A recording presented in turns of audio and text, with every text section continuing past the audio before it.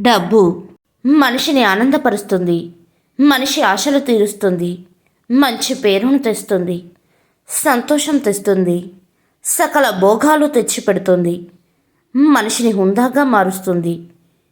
కానీ అన్నిటికన్నా విలువైన బంధాలను దూరం చేస్తుంది.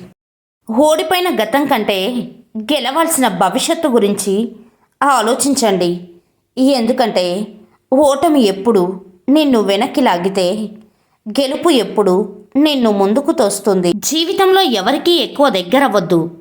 దగ్గరయ్యి బాధపడడం కన్నా మన లిమిట్స్లో మనం ఉండడం మంచిది.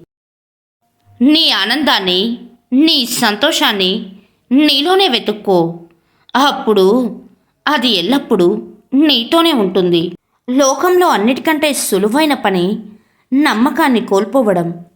అన్నిటికన్నా కష్టమైన పని నమ్మకాన్ని నిలబెట్టుకోవడం.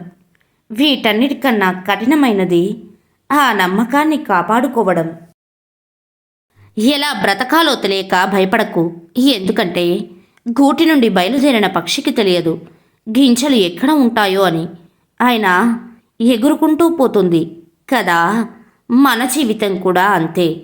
ప్రయత్నమే జీవితం. నిజమైన బంధాల కోసం మనం తప్పకుండా సమయాన్ని కేటాయించాలి. ఎందుకంటే మనకు రేపటి రోజు సమయం ఉండవచ్చు, కానీ బంధాలు ఉండకపోవచ్చు. ఎవరి దగ్గర శిక్షణ తీసుకుంది? పక్షి తన అందమైన గూడును నిర్మించడానికి. దాని అవసరమే తనలోని సహజ నైపుణ్యాన్ని బయటకు తీసింది. మనలో కూడా ఏదో ఒక నైపుణ్యం ఉంటుంది. అది బయటపడడానికి సమయం రావాలి, అంతే. తన లోపల ముత్యాలు రత్నాలు ఉన్నాయని సముద్రం ఎవరికీ చెప్పదు. సమయం వచ్చినప్పుడు అలల రూపంలో అవే ఒడ్డుకు చేరుతాయి. అలాగే మనము మంచివాళ్ళమా గొప్పవాళ్ళమని ఎవరికీ నిరూపించుకోవాల్సిన అవసరం లేదు. సమయం సందర్భాన్ని బట్టి అదే బయటపడుతుంది.